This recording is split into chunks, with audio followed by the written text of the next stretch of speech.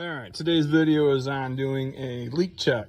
A leak check is when you take an operating pressure of a gas system, reduce it by a minimum of 2 psi in this case, because we're doing it at the first stage regulator, and then once that pressure is reduced by 2 psi, you take a picture of it and you let it set for 10 minutes. That gauge should not move in that 10-minute time. So the first thing, hook up the gauge, establish your lockup on the regulator, turn off the tank. This is the only point of pressure entry in the gas system, so you shut that off. Now we come over to this and bleed her down.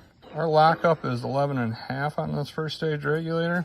I am going to take this down to 8.5 psi, just because that's where I typically do it. Once we get to that 8 psi, shut it off, take a picture of that, and come back in 10 minutes, see if it's still there. All right, we are currently halfway through our leak check. Just stopping back by the gauge to make sure it's holding. Appears to be in good shape. You know, once that needle moves, it has officially failed. It doesn't have to move very far for that failure. So, you know, check on it periodically through the 10-minute window, just so you're not wasting time when you could be looking for the leak in the system. I'm going to go back to filling out paperwork, and we'll be back in a few minutes to see if she passes. All right, it has been 10 minutes now. Coming up to take a look at this gauge.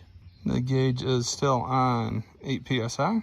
So we have a good gas system. That is an official passed leak check. A couple of quick tips here before you move on to anything else. Turn the tank back on. Watch the gauge pop up. That way you don't have to come back later in the day and turn the tank back on. Sometimes when you go from a lower pressure to on, it'll actually pop past the lockup, which it looks like lockup's just over 11.5. Ultimately, leak check's a very handy tool for identifying whether or not you have a leak in the system. Unfortunately, a leak check will only tell you if the system has a leak. When doing leak checks, consider the size of your system. If you have a 3/4 inch poly that runs 200 feet, run it longer than the 10-minute window. It'll be a more effective leak check.